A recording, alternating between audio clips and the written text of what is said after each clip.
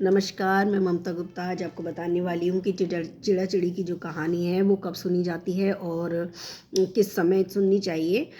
तो उसके बारे में मैं सारी डिटेल बताने वाली हूँ। आई होप आप लोगों का कार्तिक मास अच्छा निकला होगा और पूरे महीने आपने खूब दान पुण्य धर्म सब स्नान वगैरह सब अच्छे से किया होगा। और ये सब करने के बाद चिड़ा चिड़ी की कहानी जो वो है वो ज़रूर सुननी चाहिए।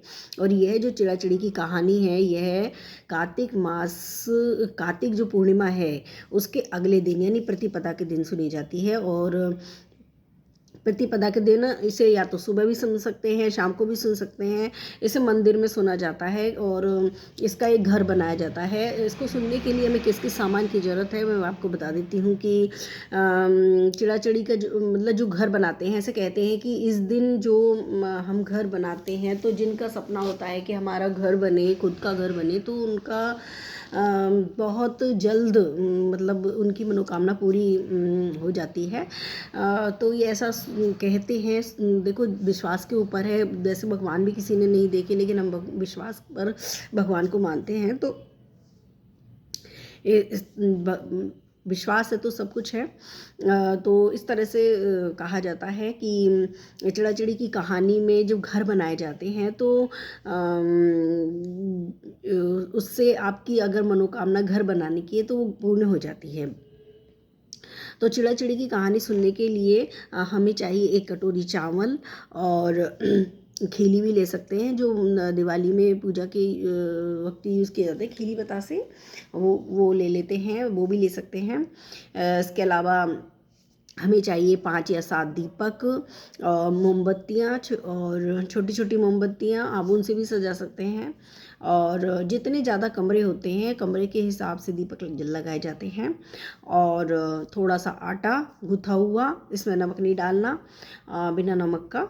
और क्योंकि ये जो आटा है इससे हम चिड़ा चिड़ी बनाते हैं। और रू और रू दीप 5 या 7 दीपक जिसमें लंबी बाती और माचिस, कलावा और भोग प्रसाद, खिचड़ी और मनसने के लिए खिचड़ी और 1 लोटा पानी और उसमें दक्षिणा, खिचड़ी पर दक्षिणा। इस तरह से ये सामान लिया जाता है और इसमें घर बनाया जाता है। जितने कमरे बनाए जाते हैं उन कमरों में दीपक रखे जाते हैं और चिड़ा चिड़ी को बीच में जो चौक उसमें बनाया जाता है उस चौक पर उनको विराजते हैं और चिड़ा चिड़ी की कहानी कही जाती है। उनका टीका किया जाता है, उनको वस्त्र स्वरूप कलावा अर्पित किया जाता है। उनको आप मिठाई भी अर्पित कर सकते हैं और भोग स्वरूप आप मिठाई बतासे जो भी आप अवेलेबल हो वो आप घी शक्कर वो भी आप कुछ भी मतलब भोग स्वरूप उनको अर्पित कर सकते हैं। उसके बाद में कहानी सुनी जाती है। कहानी इस प्रकार से है चिड़ा चिड़ी की कि 4 चिड़िया थी, तो वो कार्तिक नहाई तो अगले दिन उन्होंने खिचड़ी बनाई। तो उन्होंने चलो सोचा कि चलो हम खिचड़ी बनाते हैं। तो एक चिड़िया चावल ले आई, एक दाल ले आई, एक घी ले आई और एक नमक ले आई। इस प्रकार से सबने मिलकर खिचड़ी बनाई। तो उन्होंने चारों ने कहा कि हमें खिचड़ी खाने से पहले स्नान करके आना चाहिए। अब स्नान करने चली गई। इसमें से पहली जो चिड़िया थी वो सबसे पहले स्नान करके आ गई। तो उसको बहुत तेज भूख लगी थी तो उसने भाप खा ली। दूसरी चिड़िया जो दूसरे नंबर पाई उसने जो पानी पी लिया खिचड़ी का। और तीसरी थी उसने खिचड़ी खा ली, चौथी थी वो खुरचन खा ली। और फिर वह चारों मर गई। अगले जन्म में फिर जिसने भाप खाई थी वो राजा के घर जन्म लिया, जिसने पानी पिया वो कुमार के घर पैदा हुई और जिसने खिचड़ी खाई थी वो जिसने खिचड़ी खाई थी वो दासी बन गई राजा के यहाँ पे। और जो चौथी खुरचन खाई थी वो हथनी बन गई राजा के यहाँ पर ही। इस तरह से वो चारों अगले जन्म में उन्होंने अगले जन्म ले लिया, जिसमें जो राजा भाप खाई थी राजकुमारी, उसको सारी बातें याद थी।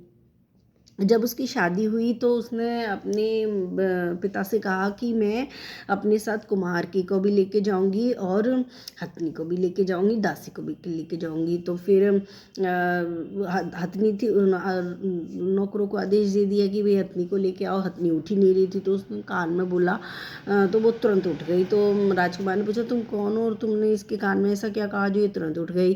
उसने तो वो चुप हो गई, उसने कुछ नहीं बताया। तो राजकुमार ने कहा कि अगर तुमने ऐसा नहीं बताया तो फिर मैं तुमको मार डालूंगा। तो उसने डर की वजह से उसने सारी बात बता दी। तो फिर राजकुमार ने कहा, अच्छा ऐसा है, अगर इतना कार्तिक का पुण्य, मतलब कार्तिक नहाने का इतना महत्व है, तो मैं अगली बार से मैं भी नहाऊंगा। इस प्रकार से अगली बार से वो दोनों, राजकुमार और राजकुमारी, राजा रानी और सारी प्रजा कार्तिक नहाई और उन्होंने उनका खूब अच्छा फल प्राप्त किया। इस प्रकार से यह कहानी कही जाती है। उसके बाद में जो हमने हाथ में चावल लेते हैं उनको हम चिड़िया चिड़ी के ऊपर ही छोड़ देते हैं और कुछ लोटे में डाल देते हैं। अब इसको कहानी सुनने की कहानी, और जो खिचड़ी है उस पर जो दक्षिणा रखी है उसको मनस देते हैं। और मनस कर किसी आप मंदिर में दे सकते हैं, पंडित को दे सकते हैं, बड़े रिश्ते को दे सकते हैं। अगर आपने घर में वो घर बनाया है तो आप दिए जब तक जल रहे हैं जलो, उसके बाद में जब वो दिए शांत हो जाए उसके बाद में दिए हटाकर वो सारी को आप चिड़ियाओं को डाल सकते हैं। वो जो आपने चावल लिए या खिली लिए उनका दान कर सकते हैं। खिचड़ी का भी आप दान कर सकते हैं, दान करते हैं। इस प्रकार से ये है। और लोटे का पानी आप सूर्य भगवान को अर्पित कर सकते हैं। इस प्रकार से यह कहानी कही जाती है और उस कहानी को ज़रूर करना चाहिए। आपको अगर मेरी ये जानकारी अच्छी लगी हो, कहानी अच्छी लगी हो, तो प्लीज़ मेरे चैनल को सब्सक्राइब करें, बेल आइकन को प्रेस करें और लाइक ज़रूर करें। और अगर आपको कोई बात पूछनी है तो आप मुझे कमेंट करके बता सकते हैं। धन्यवाद।